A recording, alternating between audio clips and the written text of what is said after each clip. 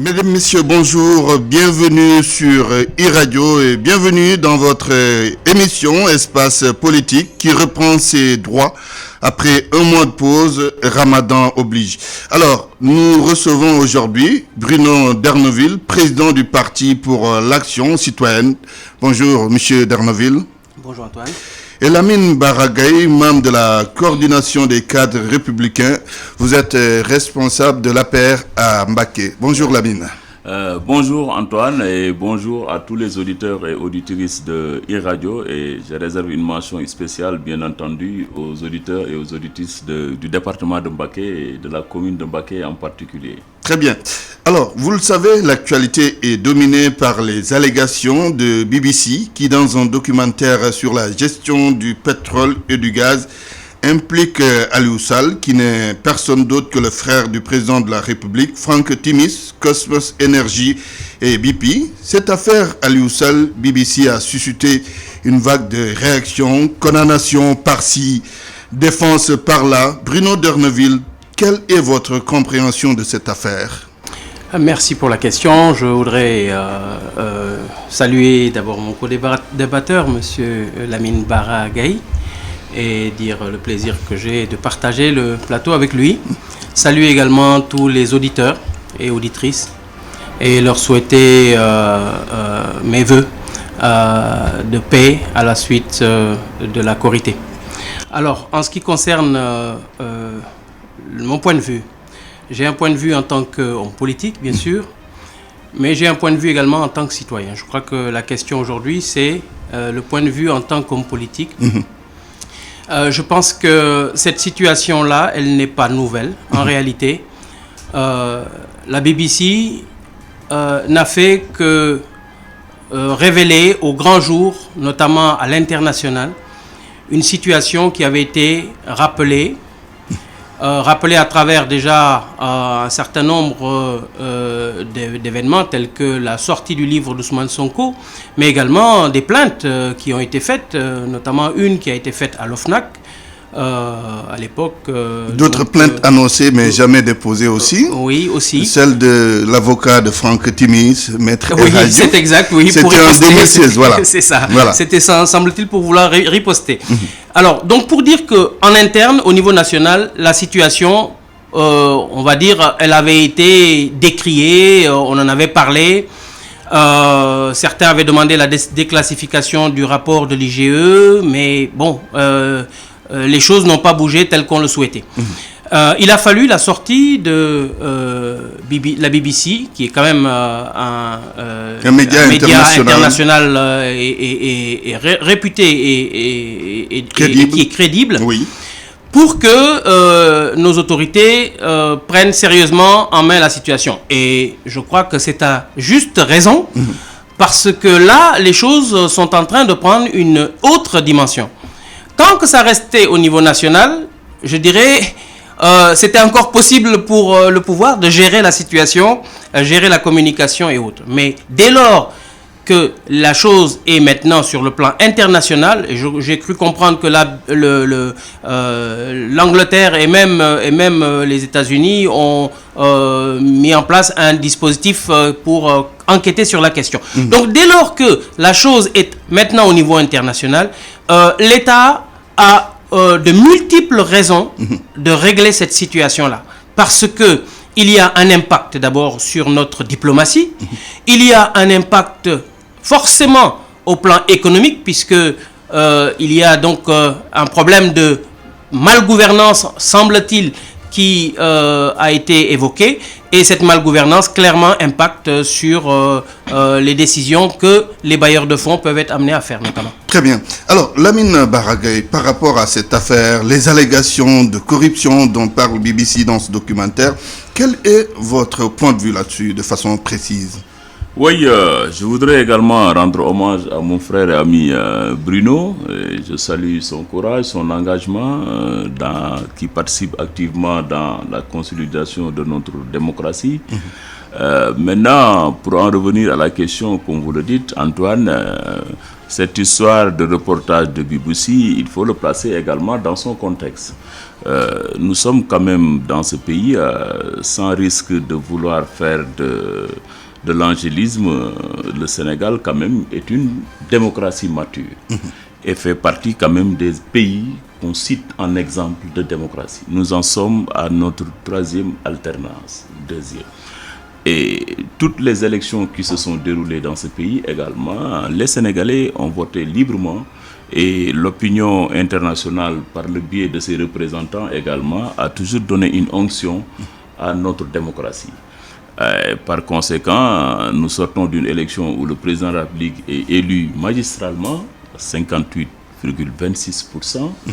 Ce président de la République-là, qui aurait dû s'appuyer uniquement sur son parti et sur sa coalition pour gouverner, a lancé effectivement, réitéré même, un dialogue national. Lequel dialogue national a réuni, le 28 passé, à la présidence de la République, toutes les forces vives de ce pays. Et cela arrive également dans ce contexte où ce dialogue national doit véritablement enclencher, trouve sur place également tout un dispositif pour en revenir aux questions minières et gazières, tout un appareil que l'État a déjà mis en œuvre. Parce qu'il faut préciser également que notre président de la République, par la force des choses, est un ingénieur géologue et quelqu'un qui a fait ses armes de premier agent de l'État à Petrosen. Par conséquent, c'est quelqu'un qui connaît très bien non seulement le dispositif étatique, mais également les questions gazières. Et Macky Sall également, qu'on soit de l'opposition ou du pouvoir, on ne peut pas ne pas lui reconnaître quand même son attachement à la démocratie, mais surtout à la préservation de nos ressources naturelles. C'est pour ça, effectivement, qu'en 2013, il a pris la responsabilité de faire adhérer notre pays à l'ITIE. Et nous avons déjà reçu les félicitations de l'ITIE international après avoir déposé notre premier rapport. Oui, sauf que cette affaire précède, pardon. Je suis d'accord. Oui, l'ITIE dont vous parlez, l'adhésion de l'ITIE dont vous parlez. Absolument, j'y arrive. En plus de cette adhésion à l'ITIE, il a également pris la responsabilité de mettre en place, toujours pour parfaire le dispositif institutionnel, le COS-Petrogaz. Petrogaz qui va être effectivement élargi à l'opposition et à la société civile. Je pense quand même que, compte tenu de tout ce dispositif-là aujourd'hui, et maintenant nous sommes dans un monde géopolitique, surtout dans la zone ouest africaine, assez sensible. Nous savons également que nous avons en face de nous une opposition qui n'est pas n'importe laquelle, parce que dans cette opposition également figure un ancien Premier ministre, qui a quitté notre coalition dans les conditions que l'on sait. Nous avons dans cette opposition quelqu'un qui a été exclu des régies financières du fonctionnaire pour divulgation de secrets d'État. Nous avons dans cette opposition également un ancien président de la République qui séjourne encore au Sénégal et qui se permet même de publier des décrets. Le président Abdoulaye Wade, pour qui nous avons encore beaucoup de respect et à qui nous souhaitons également une longue vie. Mais je pense quand même qu'aujourd'hui, pour toutes ces questions-là, nous en appelons encore à la responsabilité. À la responsabilité. Et que dites-vous des faits révélés par BBC? Justement, parce que c'est important Antoine, que vous en parliez. Fait pour fait, ce sont même vous, vos confrères, en tant que techniciens de la communication ou des médias, qui ont eu à dire que c'est un reportage qui a été fait à décharge. Nulle part dans ce reportage, à charge, excusez-moi, à charge. Nulle part dans ce reportage, on a vu une voix du camp de Aliou Sall ou bien de la société civile. Sauf que la consoeur, peut-être qu'elle ne l'a pas mentionné dans le document, a eu à expliquer plus tard. Mais ensuite, on peut admettre que cela soit l'autre précision qu'il faut apporter dans ça aussi, il faut reconnaître, les gens parlent de BBC, mais tout le monde reconnaît également que BBC travaille avec des organisations, c'est une maison de production qui a eu à produire ce film-là. Et mieux encore, BP, pour qui aujourd'hui on peut dire BBC prend position pour ce reportage-là, mais a licencié un agent pour qui aujourd'hui une ONG est en train de prendre position pour ça. Parce que BBC aussi, sa ligne, c'est ça, c'est de prendre position pour les plus faibles. Par conséquent, aujourd'hui, notre pays, le Sénégal, n'est que le théâtre d'opération en tout cas d'une guerre qui se livre à travers BBC, une ONG et un agent qui a été licencié. Par conséquent, nous avons encore du respect pour ça, mais je pense quand même que toute proportion gardée, Antoine, et c'est là où je termine, personne ne peut penser que j'entends quand même du côté de l'opposition, oui, Macky Sall a donné le pétrole à Aliou Sall, il a vendu notre pétrole. Mais en douane, au moment où nous parlons, ce pétrole-là est encore à des milliers de mètres dans notre sous-sol. On est d'accord. Comment on peut vendre un pétrole? Moi, je ne suis pas spécialiste de ces questions-là, mais quand on me dit l'opposition, et puis des voix autorisées de l'opposition, qui se permettent c'est la façon de le dire, mais on reviendra en détail sur certains actes quand même posés par le président Macky Sall. D'accord. Alors, Bruno D'Erneville, sur la crédibilité, parce que vous semblez remettre en cause la crédibilité de ce travail effectué par une consoeur de BBC. Votre point de vue sur la crédibilité du travail effectué par BBC? Oui, moi je n'ose pas croire que la BBC puisse permettre de faire des montages qui puissent être aussi grossiers que ça. D'autant plus quand même qu'il y a eu des documents sur lesquels ils se sont appuyés, qui sont... c'est vrai qu'on leur a reproché d'avoir obtenu ces documents de manière pas très normale, parce que c'est quelqu'un qui a été frustré, comme l'a dit Lamine Gueye, quelqu'un de frustré qui est parti avec des informations. Absolument. Alors, mais comme je dis... Mais quand même, on ne peut pas reprocher ça à un journaliste. Même si par ailleurs, on peut être poursuivi pour recycler des documents administratifs. Alors, c'est la limite de l'éthique journalistique, mais enfin, quand c'est des journalistes qui font de l'investigation, en principe, les méthodes d'investigation, on sait qu'elles peuvent être à la limite de la légalité, mais l'objectif visé, c'est de donner... de faire jaillir la vérité. C'est pourquoi mon ami Lamine Bara a fait des contorsions, j'aime bien, c'est courageux de sa part en tout cas, mais je pense quand même qu'il ne faut pas, lorsqu'on montre la lune, se faire concentrer les gens sur le doigt qui montre la lune. Ce qu'on est en train de montrer, ce qu'on est en train de chercher à faire jaillir, c'est la vérité. Et ça, je crois qu'il faut qu'on s'accorde tous sur une chose, c'est que ce pétrole et ce gaz appartiennent aux Sénégalais. Ça appartient aux générations qui viennent. Et nous ne sommes que des éléments de passage. Il ne faut pas qu'on oublie cette donnée-là. Nous sommes véritablement que des éléments de passage. Et il faut qu'on arrive à dépasser un certain nombre de passions. Pour moi, BBC a bien fait de mettre le doigt sur quelque chose que nous, en tout cas, nous voulions clarifier, parce qu'il y a eu des choses qui sont sorties dans la presse que nous tous, nous avons vu comme étant des choses qui pouvaient être dangereuses. Sonko a écrit un livre et on était étonnés de voir qu'il n'a pas été appelé ni par le procureur, ni par qui que ce soit. Il n'y a pas eu de plainte quand il a accusé nommément le ministre de l'énergie d'avoir fait du faux pour pouvoir permettre au président de signer son décret. Mais il aurait dû être appelé et qu'on sache qu'est-ce qui se passe. Eh bien, rien n'a été fait. Ça crée des frustrations. Alors, quand un journal comme celui-là sort des informations qui sortent à l'international, là, maintenant, ça oblige à réagir. Et maintenant, moi, ce que je suis en train de dire, plutôt que de chercher à politiser la chose à outrance, c'est vrai qu'il y a quand même des aspects politiques qu'il ne faut pas nier. Oui, on est d'accord. Ça, c'est clair. Oui.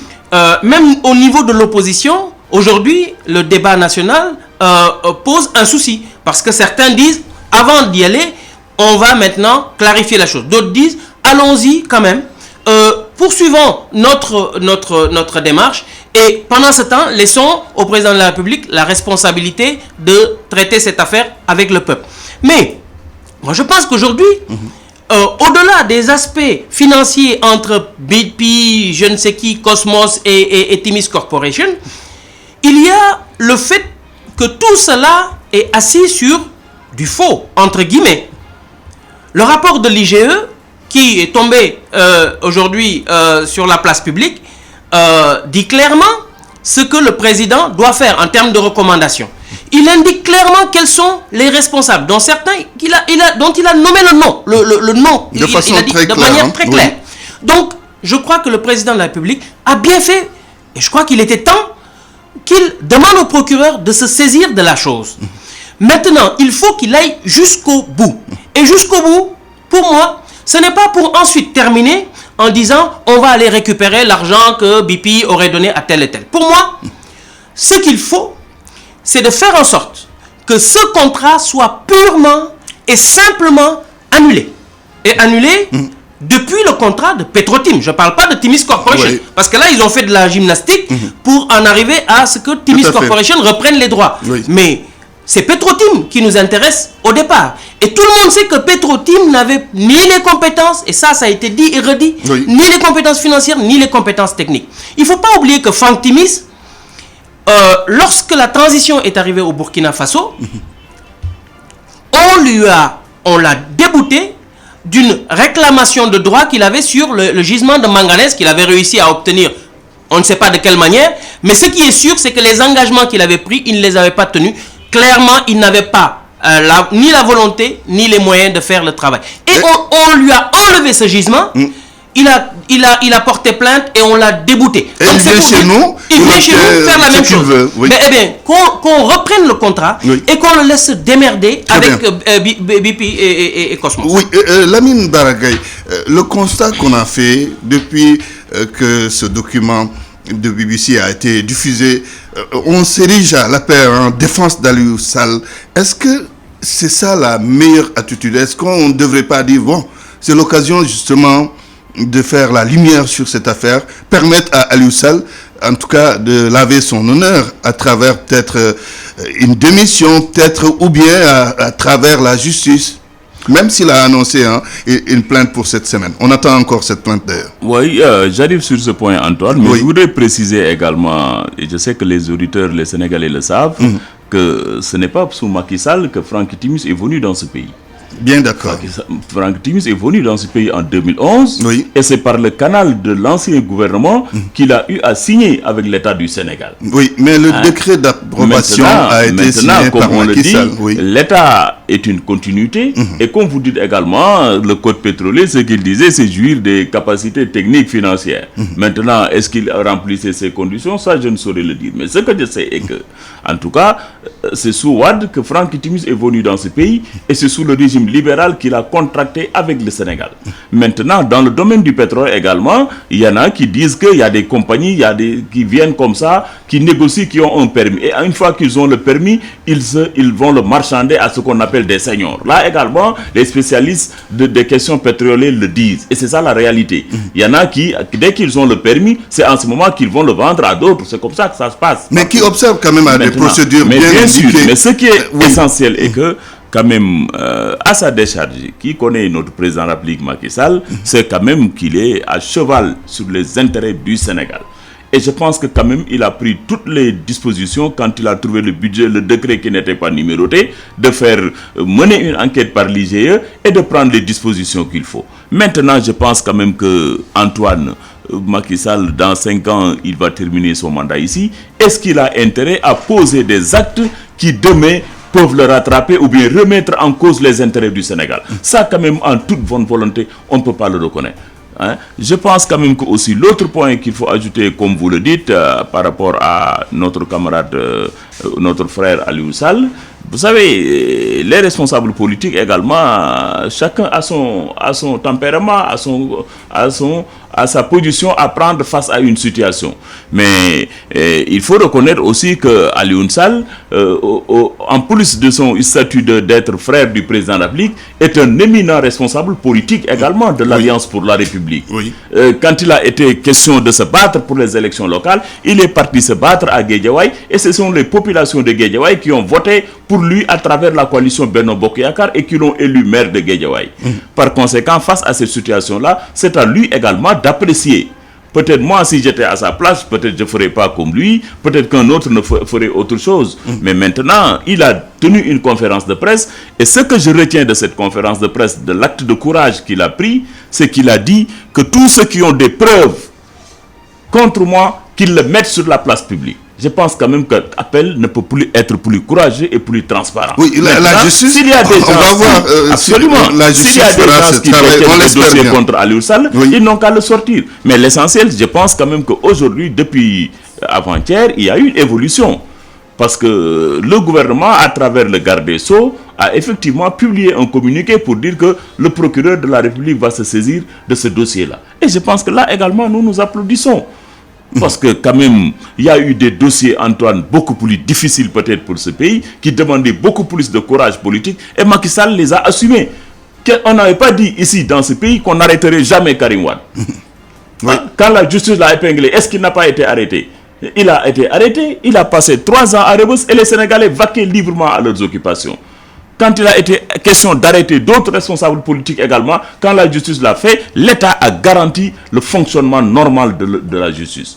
C'est ça également le rôle d'un État. Maintenant, nous sommes dans une démocratie, comme vous dites. Sonko, aujourd'hui, dès qu'on l'a su, on l'appelait. Mais demain, on va dire, voilà, on a arrêté un opposant, on est en train de bâillonner la démocratie. Vous voyez? C'est ça que la presse va dire. Oui. Mais quand dans son rôle d'opposant... C'est pas la presse qui le dira. Ah oui, dans son rôle d'opposant, en tant que fonctionnaire de l'État, quand il a posé des actes qui violent la loi de la fonction publique sénégalaise, le président de la République en a tiré les conséquences en le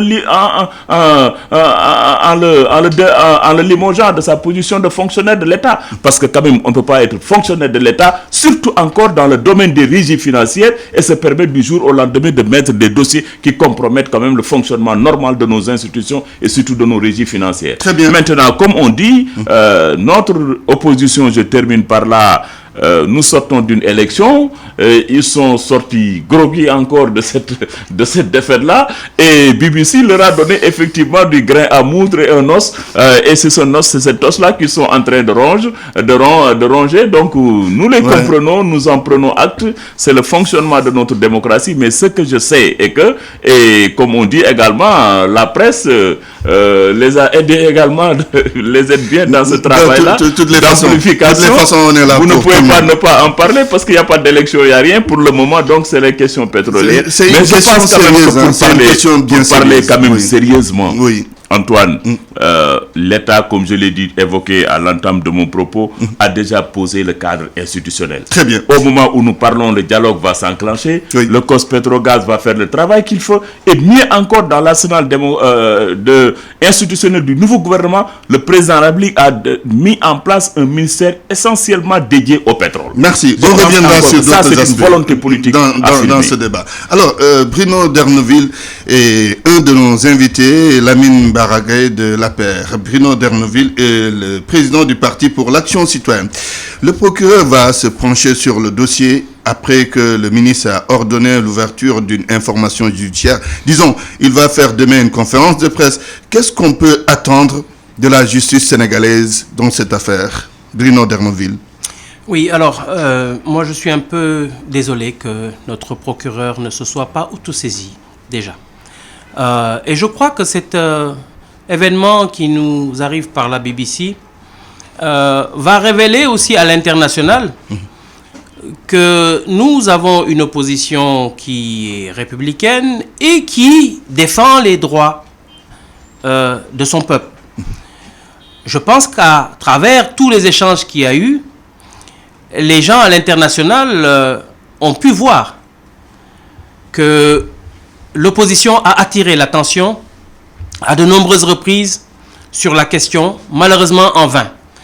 Et que les institutions judiciaires ont été saisies et les organes chargés également de gérer les questions de bonne gouvernance ont été saisis, mais malheureusement, aucun de ces organes n'a réagi. Donc, je crois que ça, c'était déjà une première honte, on va dire, entre guillemets, pour notre système judiciaire. Il faudrait donc que le président de la République qui a décidé que désormais, il prend les choses en main, fast track, dit-il, il a enlevé le poste de Premier ministre, il est donc en première ligne avec son gouvernement pour régler ces questions-là. Contact direct.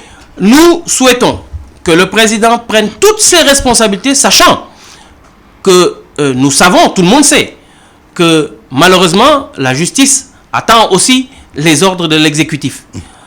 Nous avons vu une certaine injustice dans le traitement de certains dossiers.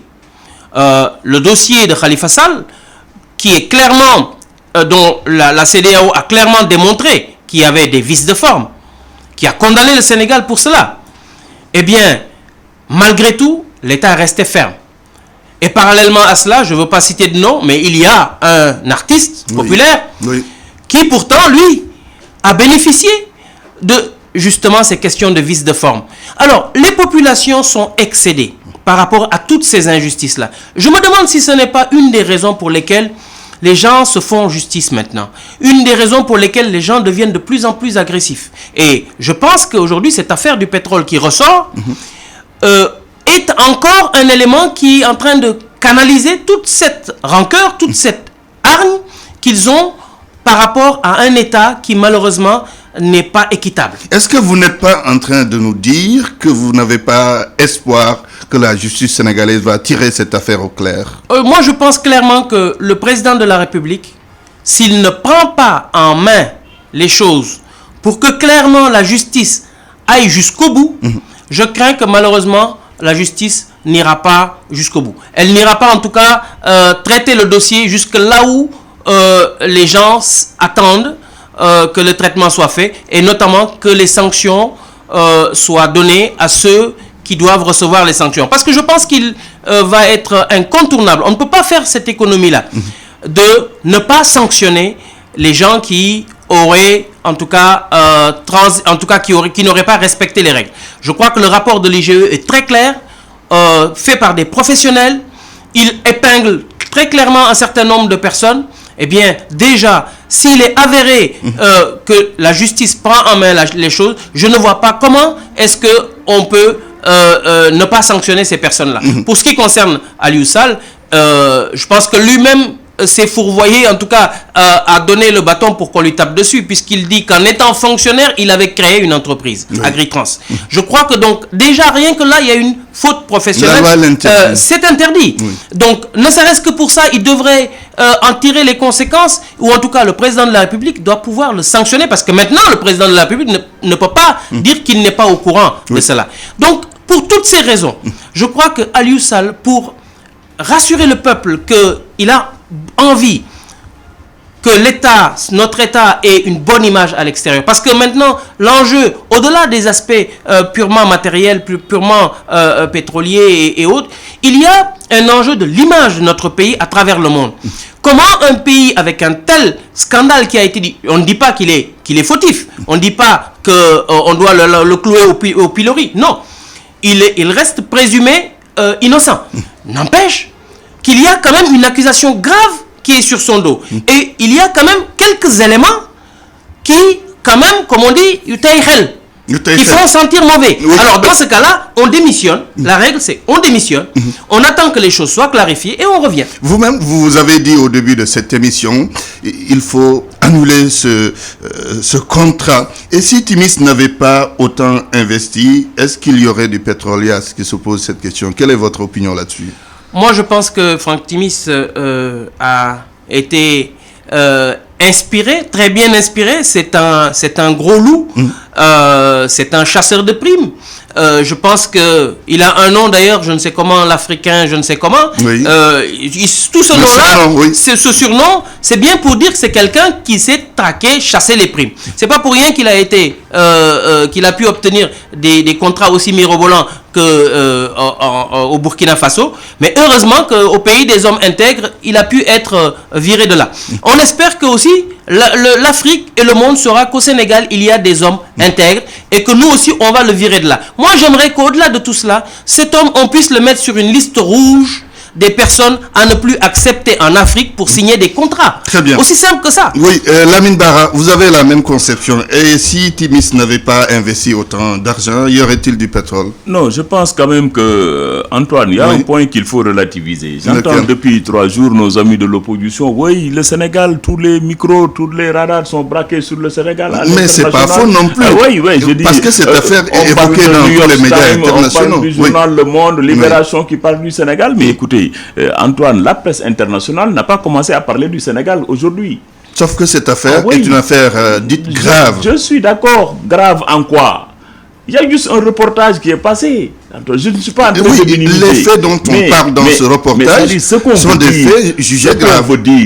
Et là où l'amplitude qu'on veut donner à cette affaire, c'est comme si aujourd'hui le feu était dans ce pays-là. C'est ça qu'on a dit dans ce reportage-là. On a mis même une marche qui s'est déroulée à une date qui n'était pas la bonne. 14 octobre 2016. Exactement. C'était la bonne date. Mais quand même ça, Antoine, En quoi aujourd'hui le New York Times, vous voyez, parle du Sénégal en mauvais et qu'on pense que c'est la vérité? Ce n'est pas aujourd'hui que tout le monde le sait. La presse internationale n'a jamais parlé de l'Afrique en lui donnant le visage qu'il justement, est-ce que notre justice n'a pas l'occasion de clarifier tout cela?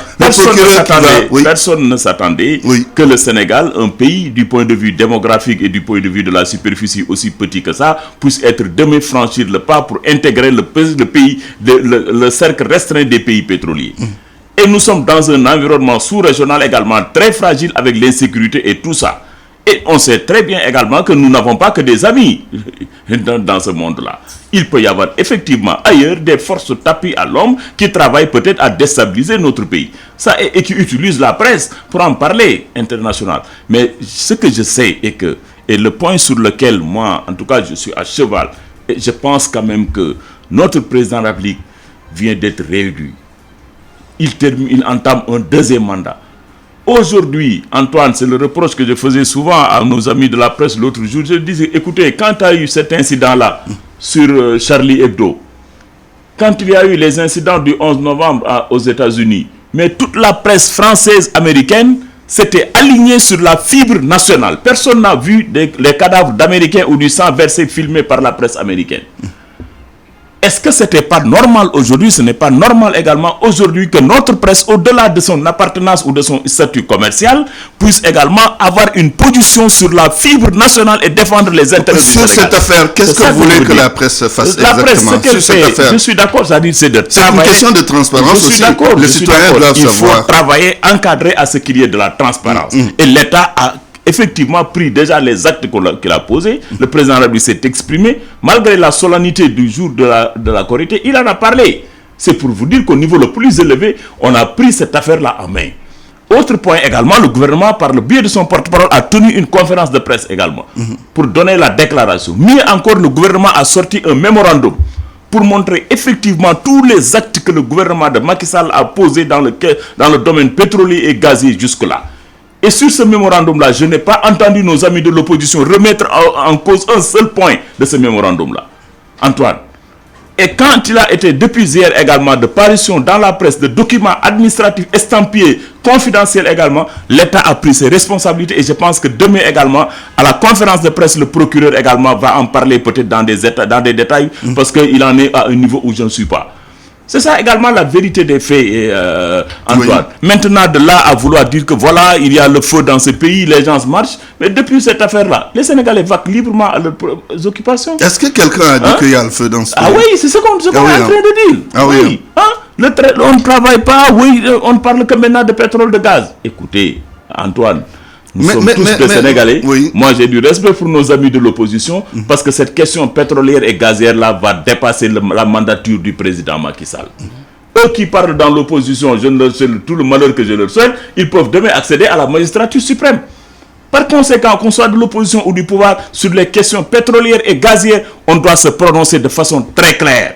Et ne pas faire de l'esprit politique politicien. Et tout cela, en tout cas, moi, le dialogue est une opportunité. Absolument. Est une occasion. Certains refusent de venir encore. Oui, mais qui sont ceux qui refusent? Le COS-Pétrogaz, le président a pris la décision de l'élargir à l'opposition. Quand il y a cette question de milliards-là, on a instruit une commission parlementaire. Je pense quand même que Antoine, en tout cas moi j'en appelle encore à la sérénité dans les rangs de notre opposition. J'ai vu également que déjà eux ils ne parlent pas le même langage. Hier il y a eu un front qui a parlé. Au moment où nous parlons, il y a une conférence de presse qui se tient avec un autre groupe. Eux-mêmes dans leur camp, donc c'est une bataille de positionnement entre les opposants. Vous voyez ça? Et donc je pense quand même que sur cette question-là, ayons confiance encore à l'État, au leadership de notre classe politique et de celui-là qui l'incarne aujourd'hui, le président de la République, parce que c'est lui qui est dépositaire du suffrage des Sénégalais, c'est lui qui est élu jusqu'en 2024 et je pense quand même que dans ce pays-là, ce qu'on appelle la transparence, la bonne gouvernance. Nous avons aujourd'hui des instruments juridiques qui sont là, qui font que même un ancien président de la République ne peut pas ne pas rendre compte des actes qu'il aura à poser. Et je sais que le président Macky Sall est suffisamment conscient de ça et il veillera sur les intérêts du Sénégal. Qu'en quittant ce pays-là, il sera prêt à répondre demain à tout acte qu'il aura posé. Je ne suis pas sûr que Bruno D'erneville ait les mêmes points de vue que toi sur certains aspects. Bruno D'erneville, le président a fait une déclaration en disant qu'il tient à ce que la vérité soit rétablie. Le gouvernement également, par la voix de son porte-parole, a apporté quelques clarifications. Et puis, la justice qui entre dans la danse. Comment percevoir tout cela? Est-ce une réelle volonté d'élucider cette affaire? Bon. Alors, nous, au sortir de l'élection présidentielle, dont mon camarade vient de dire que il y a eu de grosses frustrations de l'opposition et donc ils sont un peu sortis groggy de l'affaire. Oui, on est groggy parce qu'il y a eu des choses clairement qui n'étaient pas très claires, il faut le dire. Mais bon, on a préféré ne pas se battre sur ces questions. Toujours est-il que quand on est sorti de là, le président, la première chose qu'il a dite, c'est qu'il va appeler à un dialogue national. On s'est dit, un dialogue politique dans un premier temps. Oui. Ensuite, il l'a élargi à un dialogue national. On dialogue national inclusif. Inclusif. On s'est demandé pourquoi d'abord cet empressement et qu'est-ce qu'il y avait réellement d'urgent pour le faire. Peut-être avait-il des informations, peut-être, puisque certains, en tout cas, Cheikh Yérim Seck, lui, avait des informations, comme quoi il y avait des enquêtes qui allaient bientôt sortir au... Comme celle faite par BBC. Voilà. Donc, peut-être qu'il a... Parce qu'il est bien renseigné. Toujours est-il que nous, comme on dit en l'opposition, malgré toutes les tromperies qui ont été faites, hein, les dialogues qui se sont suivis, dont vous avez parlé tout à l'heure, qui se sont suivis à chaque fois et puis qui se sont terminés en queue de poisson. Malgré tout cela, un certain nombre d'entre nous, au niveau de l'opposition, nous sommes allés. Évidemment, une autre partie a dit non, maintenant, nous, on s'arrête parce qu'il y en a marre. C'est pourquoi il y a eu cette scission-là qui, jusqu'à présent, n'est pas encore réglée en notre sein. Il y a quand même des discussions en notre sein pour faire en sorte que cette opposition puisse se retrouver. Vous le savez, j'étais au Front de Résistance Nationale, j'ai quitté pour rester dans mon pôle des non-alignés. Mais aujourd'hui, le Front de Résistance Nationale nous rappelle pour qu'on essaye de se mettre à la table et qu'on parle d'une seule et même voix. Et je suis d'accord, parce que c'est l'intérêt du pays qui est en jeu. Alors, aujourd'hui, ce qui se passe, Antoine, c'est que pour une fois, je trouve, au Sénégal, la primeur ou la priorité, ce n'est plus le politique, c'est le judiciaire. C'est un des rares moments où, dans notre pays, le judiciaire aujourd'hui prime sur le politique. Et je crois que le président de la République l'a très bien compris. Je prends l'exemple du dialogue national. Aujourd'hui, se retrouver autour d'une table pour discuter de l'avenir du Sénégal, ça n'aura aucune crédibilité face au peuple sénégalais, tant qu'on n'aura pas dit qu'est-ce qui s'est passé dans cette affaire de pétro-gaz. Donc, pour moi, l'urgence, c'est de faire en sorte que très rapidement la justice se saisisse des choses et qu'il y ait des premiers résultats, que les gens voient que, attention, là, effectivement, ce qu'a dit le président de la République est en train de prendre corps, c'est-à-dire il ne protège plus personne. Il est dans une logique maintenant d'être le président de tous les Sénégalais qui va défendre les intérêts de tous les Sénégalais. Il y a des documents qui sont là, qui existent, à commencer par le rapport de l'IGE.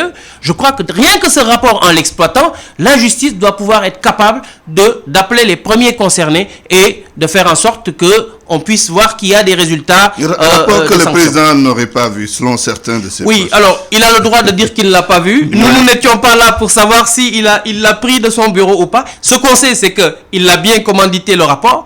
Maintenant, comme je le disais tout à l'heure à M. Gaye, lorsqu'on est au sommet de l'État, moi je n'ai jamais été président de la République, mais je sais qu'il y a un niveau de responsabilité. Quand vous l'avez, vous pouvez avoir un tas de dossiers avec des urgences les unes après les autres. Eh bien, vous pouvez arriver à un stade, comme on dit, ce khel di fat.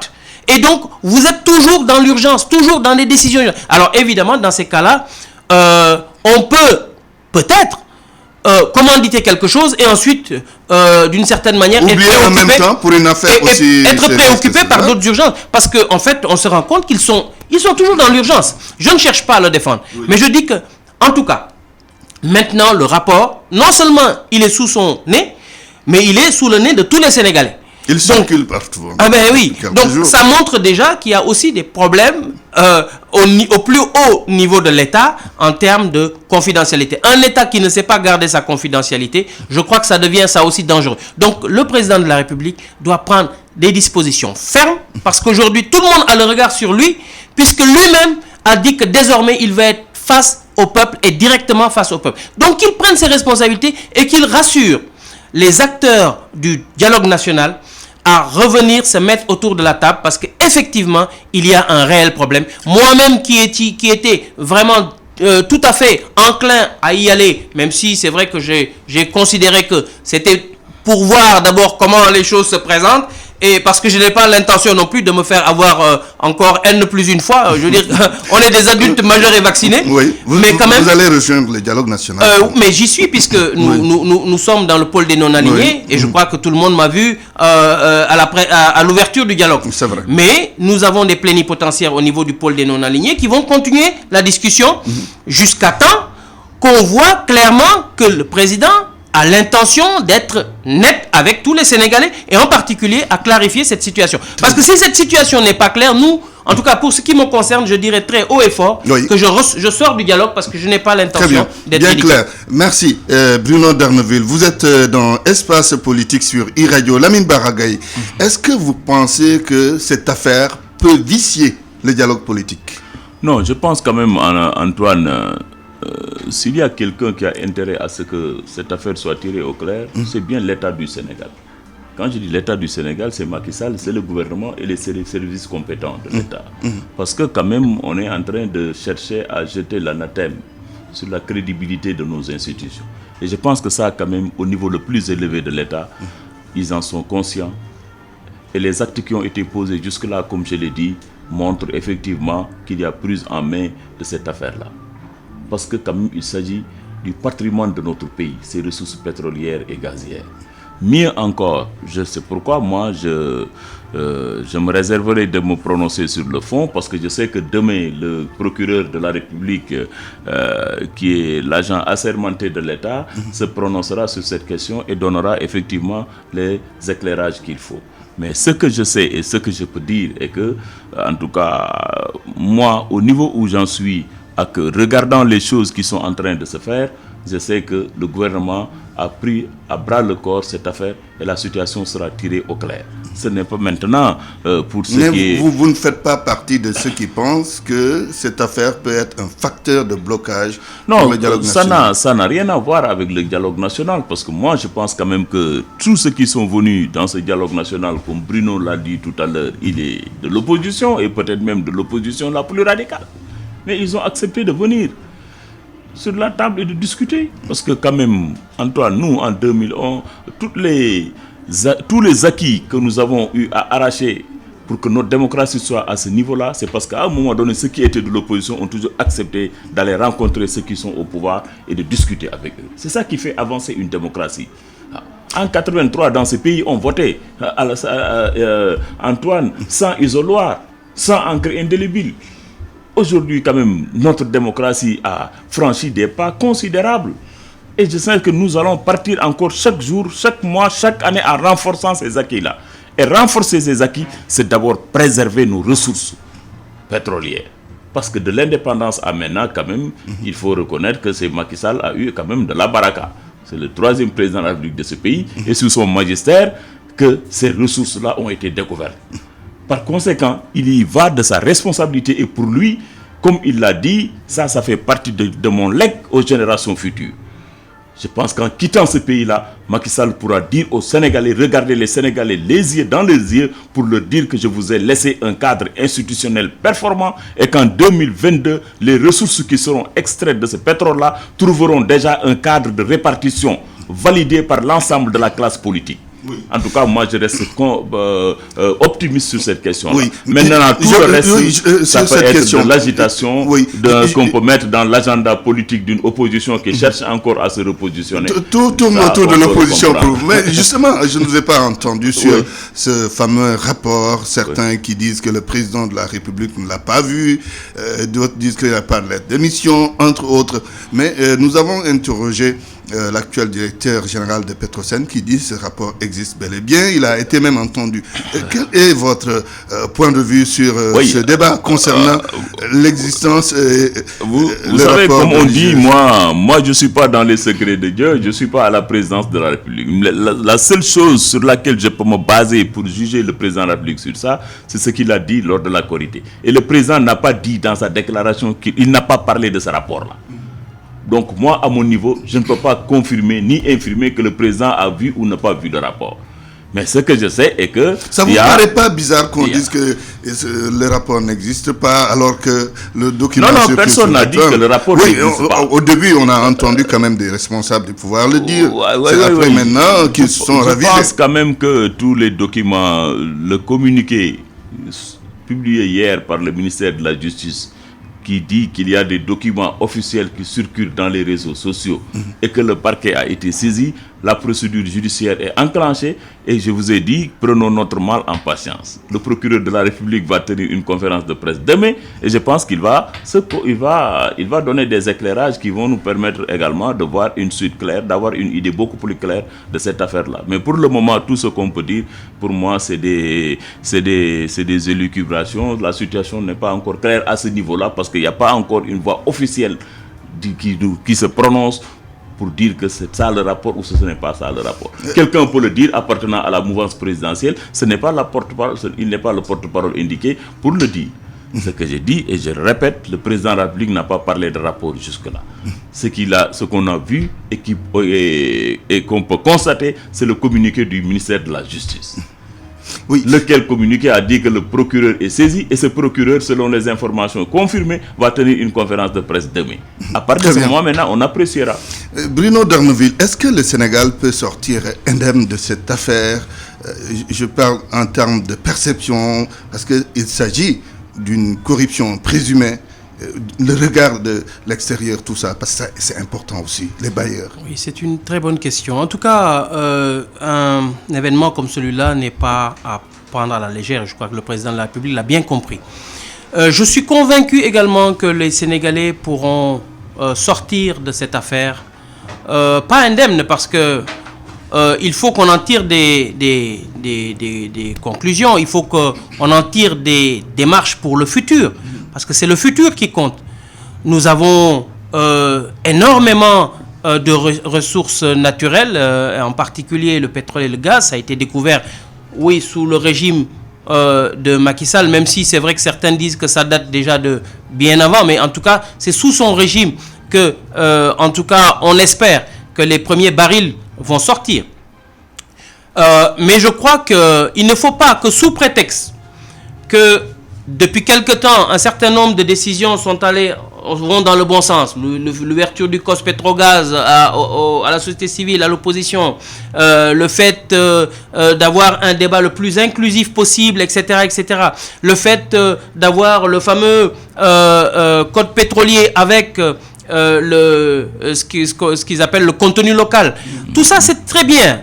Il faut maintenant, effectivement, arriver à capitaliser tout ça pour l'avenir et faire en sorte que les Sénégalais puissent en tirer un réel bénéfice. Parce que quand on prend par exemple le cas des PPP, aujourd'hui, on est allé vers des PPP sans réellement avoir une bonne maîtrise de ces dispositions, ce qui fait qu'aujourd'hui, il y a énormément de contrats qui sont faits en PPP où les sociétés sénégalaises n'y voient que du feu. On se réveille un matin, on voit des immeubles qui sont construits dans tous les sens, des grands immeubles, souvent en tout cas, dans un certain nombre de cas mal faits. Je prends le cas de la sphère 2 administrative de Diamniadio. J'y suis allé il y a quelques jours seulement. Je vous garantis, j'ai déjà vu des non-conformités assez sérieuses, notamment sur les questions des vitrages. on nous a dit qu'ils ont fait ça en PPP.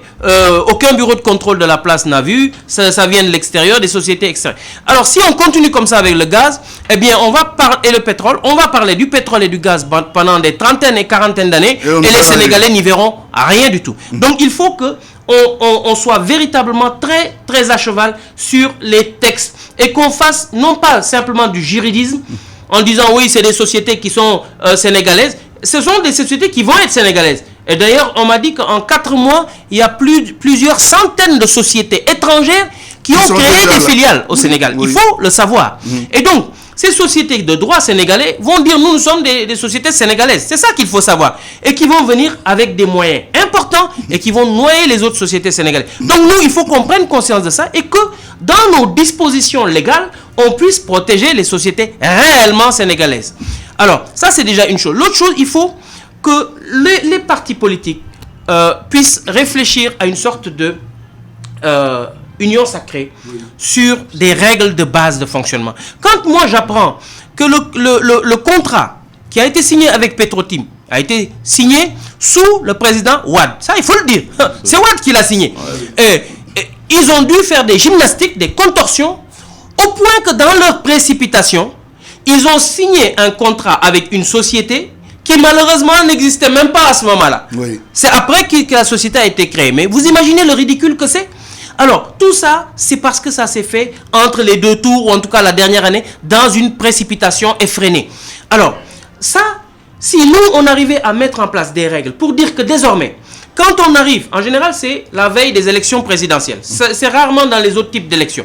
Mais au moins qu'on dise que quand on arrive à la veille, l'année qui précède, ou l'année de l'élection présidentielle, qu'il y ait un certain nombre de choses qu'on s'interdit de faire. On ne peut plus s'engager. On ne peut plus engager le pays quand on est dans la dernière année de son mandat, notamment sur un certain nombre de décisions comme celle-là. On peut également prendre des décisions sur les aspects d'engagement financier. Parce qu'on s'est rendu compte là aussi que depuis de belle lurette, ça ne date pas du régime libéral. À chaque fois quand on arrive à la dernière année d'élection, avant l'élection présidentielle, mais on engage des sommes extraordinaires au niveau des budgets et après l'élection, c'est l'affaissement total. Mais là aussi Bruno, Lamine Bara. Vous êtes d'accord avec moi que quand même sur le plan institutionnel, notre gouvernement quand même a posé des actes importants. Vous vous rappelez le rapport dont vous parlez là, le contrat signé sous Wade, mais c'est sous l'ancien code pétrolier. Et tout le monde était d'accord que ce code pétrolier était fait, est resté ici pendant très longtemps. Et ensuite, c'est un code qui a été fait à des vocations beaucoup plus incitatives pour quand même pousser les gens, les investisseurs à venir explorer. Et c'est grâce à ce code-là que quand même les gens sont venus parce qu'il y avait un certain nombre de facilitations qu'il fallait faire. Mais maintenant dès l'instant qu'on a découvert du pétrole, le gouvernement a pris très vite les choses en main et aujourd'hui nous nous sommes dotés d'un nouveau code pétrolier. Justement. Et que certains disent même que c'est un code trop contraignant. Ça montre encore, ça donne encore la dimension, je termine sur ça, ça montre encore la dimension du président de la République de veiller sur les intérêts nationaux. Mieux encore sur ce plan institutionnel, nous disposons aujourd'hui de la loi là sur le local content. Et ça également, vous êtes d'accord avec moi, le contenu local, que c'est une loi également qui verrouille les intérêts du Sénégal. Et ça également, et ça renforce. Il faudra qu'on voit à l'usage. Et c'est une loi également qui participe à renforcer également aujourd'hui notre privé national. Est-ce que c'est une garantie totale? Absolument. C'est ça le problème. C'est là où le problème. Il a parlé de choses importantes. Oui, mais beaucoup de sociétés qui aujourd'hui ont des filiales au Sénégal. Absolument. Comment nous devons faire pour préserver nos intérêts? Jusque-là, nous avons même des illustrations. L'exemple du terre est là. Tout le monde est d'accord que le terre, nous n'avons pas la mécanique pour produire ce train-là. Mais quand nous sommes allés chercher ça, dans les marchés également, la société française, l'entreprise française qui a gagné ce marché, a sous-traité avec des entreprises nationales. Quelle entreprise française? À qui on a tendu la main? Non, ça on le disait seulement, c'est nos amis de l'opposition qui le disaient. Mais tous ces trains-là, ce qui a été réalisé, c'est les entreprises nationales et africaines qui l'ont réalisé. Ça, vous ne pouvez pas soutenir le contraire parce que Bruno, c'est pas parce que vous êtes de l'opposition, mais vous êtes également dans le privé. Et vos amis du privé également vous écoutent. Moi, je suis d'accord qu'il faut critiquer. Mais quand le gouvernement pose des actes importants, il faut le reconnaître également. Les sphères de Diamniadio, vous en avez parlé. Mais vous êtes d'accord avec moi aussi que l'État faisait face à des charges locatives qui grugeaient le budget de l'État. Oui, mais moi je suis très épaté par la grande qualité de rhétoricien de Lamine Bara, qui s'arrange toujours pour faire le focus sur le petit élément là, insignifiant qui cache la forêt en bas. D'accord, Lamine, allez, terminez. Moi je parle sur cette question-là, moi je m'informe. Le train là, Express là, c'est les entreprises sénégalaises qui ont gagné beaucoup de choses dans la sous-traitance. Et la loi également les oblige, Antoine. Aujourd'hui, vous ne pouvez pas avoir votre entreprise au niveau interne, vous le réalisez. Non. La loi est là. Vous êtes obligé de contracter avec des entreprises nationales à un certain taux. Moi, je ne suis pas spécialiste de cette question. Mais vous avez bien dit entreprises nationales, c'est ça le problème. Et les entreprises nationales, est-ce que vous savez par exemple que FH qui a l'autoroute et tout ça là, Gérard Sénat, mais c'est une entreprise sénégalaise? Je suis d'accord. Oui. Je suis d'accord. Et pourtant, je crois qu'aujourd'hui, personne ne les perçoit comme une entreprise sénégalaise. Peut-être à juste raison, je ne sais pas. Mais en tout cas, ce qui est clair, c'est que les spécialistes de la finance, les spécialistes de l'entreprise, ceux qui réellement gagnent des gros profits, souvent utilisent la technique du cheval de Troie. On rentre dans un pays, on habille les choses d'une certaine manière. Mais il y a toujours le transfert de technologie. Il y a toujours des contours possibles. Peut-être, il y en a quelques-uns un petit peu. Mais ce que je veux dire, c'est que il faut voir que parfois les étrangers utilisent nos textes en leur faveur. Et des gens, je ne veux pas citer des noms, mais le cas qu'on vient de citer avec la BBC est révélateur. Quand on voit que cet individu, dans pas mal de pays d'Afrique, arrive à tromper les gens, quand on voit que même en Angleterre, il n'arrive à ne payer qu'une très faible proportion d'impôts, alors que c'est un multimilliardaire, on peut se demander, mais finalement, le gars, quelles sont les techniques qu'ils utilisent? Ils ont certainement des techniques très fines. Et ça, je crois que c'est à nous. En tout cas, on le présente comme étant quelqu'un de très doué en la matière. Lamine, on termine en 30 secondes. Lamine, Bara, absolument. C'est pour ça d'ailleurs que quand même, il y a ce qu'on appelle aujourd'hui avec les pipipi et tout. Quand même, il faut avoir également, Antoine, savoir aussi que nous avons aujourd'hui également dans ce pays quand même de hauts fonctionnaires. Et qui sont quand même très compétents dans tous les domaines. Ce n'est pas pour rien que quand vous sortez aujourd'hui dans le monde, vous trouvez dans toutes les grandes entreprises et dans toutes les institutions internationales des compétences sénégalaises. Et je pense que ces gens-là, pour la plupart du temps, ils ont fait leurs armes ici au Sénégal avant d'aller à l'étranger. C'est ça qui fait également que quand il s'agit de questions importantes également, l'État travaille à se doter de l'expertise qu'il faut. Très bien. Pour veiller sur ses intérêts. Merci. Parce que ce n'est pas tous les jours que nous pouvons avoir de l'expertise au niveau national. Mais l'essentiel est que le gouvernement, quand il s'agit de tout soit encadré, pour aller trouver l'expertise qu'il faut. Ça a été fait dans le cadre de notre PSE. On a dit, voilà, on est parti prendre un cabinet étranger, etc. C'est ça la querelle de l'opposition. Mais toujours est-il que la volonté du président Macky Sall est là de veiller sur les intérêts du Sénégal. Merci Lamine Bara Gaye. Vous êtes membre de la coordination des cadres républicains. Merci également à Bruno D'Erneville, président du Parti pour l'action citoyenne. C'est fini pour Espace Politique. Au micro, Antoine Diouf. À la réalisation, Baba Ndiaye. À la technique, Pierre Dien et Ousseynou Ndiaye. Vidéo, Mafal Fall et Sele Diallo. Restez en compagnie des programmes de e-radio.